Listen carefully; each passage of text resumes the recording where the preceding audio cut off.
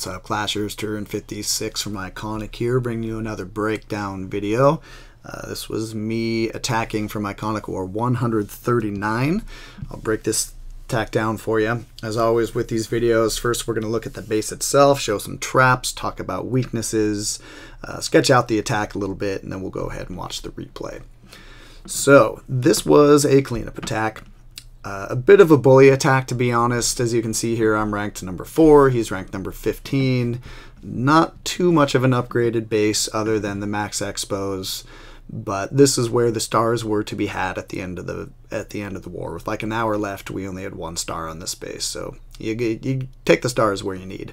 And it's really, you know, when I do these breakdowns, it's more about the strategy that I'm trying to show you, the techniques involved, and so often the upgrade level of the base isn't too much of a determining factor. So let's look at the traps here. This guy had the quad core Teslas, pretty predictable. I knew where 2 of the giant bombs were. I knew they were here and here, and then based on the pathing from an earlier attack, I assumed that the 3rd was there and the 4th was here.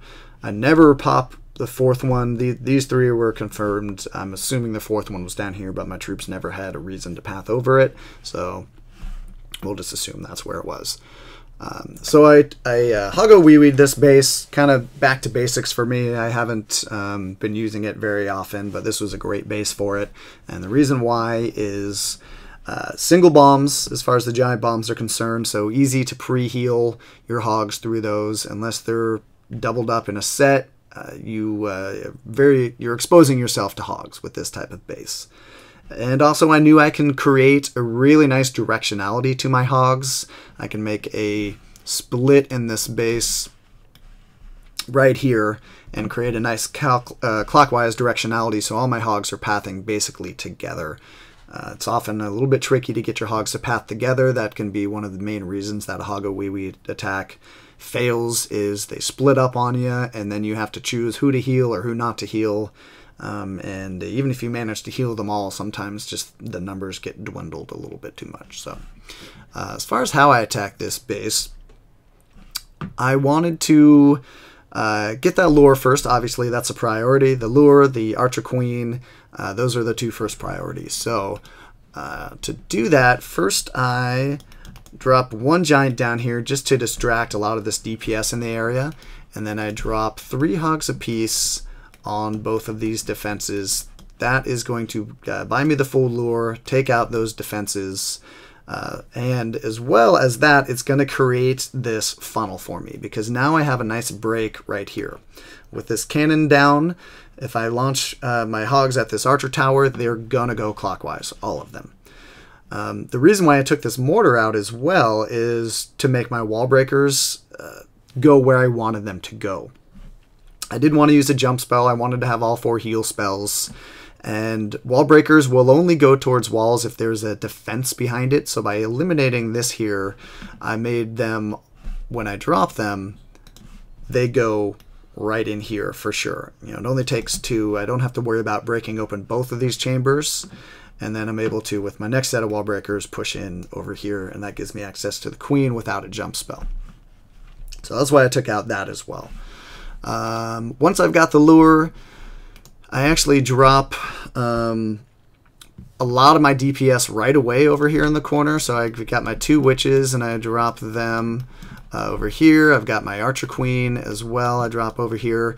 This high HP defensive or dark elixir storage is going to take a while to go down, and it's going to be very distracting for some of my troops over here, so they're not focusing on the clan castle troops. So I drop these guys early to take that down, but I also drop a few barbs on the other side as well to take those initial hits from the clan castle troops. But that all goes really well. And then I drop my golem, clan castle golem here, that's max. He goes in here, the wall breakers open him up. I've got some wizards to create a funnel over here. Like the kill squad is going to create a funnel over here for me, so I know that's all good. I just drop my barb king, and he's able to come right inside, take out that archer queen. And then I've got all the rest of my hogs who I send in here on this archer tower. They, oops, there we go. They're going to take her out. and they path very nicely in a clockwise fashion, and I've got all 4 of my heal spells to drop in these high DPS areas here. The last one's going to cover both of those big bombs. Good to go. Alright, so we'll clear all this nonsense off here. Watch this replay.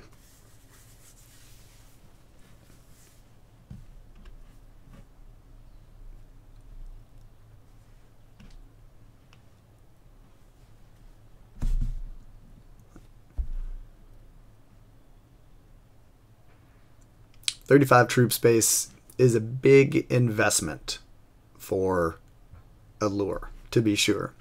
But I felt like it was justified because I got 2 defenses as well as creating that directionality that I needed for my hogs. That was very important, to create that directionality, to make sure they all were pathing together.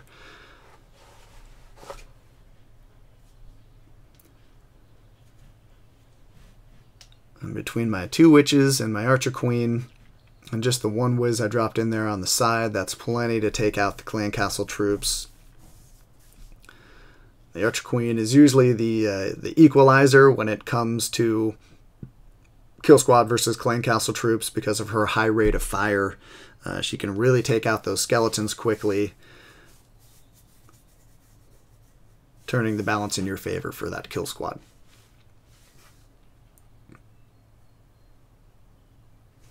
And I only needed 2 wizards for my funnel there, or 1 for the funnel and 1 for the kill squad, so I've got 3 left in the bag. I'm going to start dropping those in on the backside for cleanup. Always a good idea to save some DPS for cleanup no matter what strategy of attack you're using.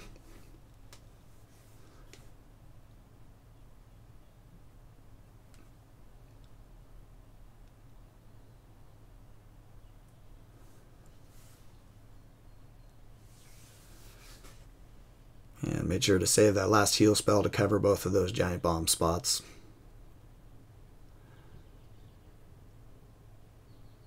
Still have both of my heroes up. Barb King got all up inside there doing good work for me. Archer Queen went around on the outside, but that is not a bad thing.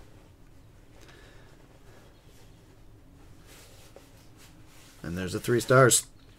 Alright, there you go, guys. Thanks for watching. I hope you liked the video. Hope you learned a little something. Until next time, this is Turin56 saying keep on clashing.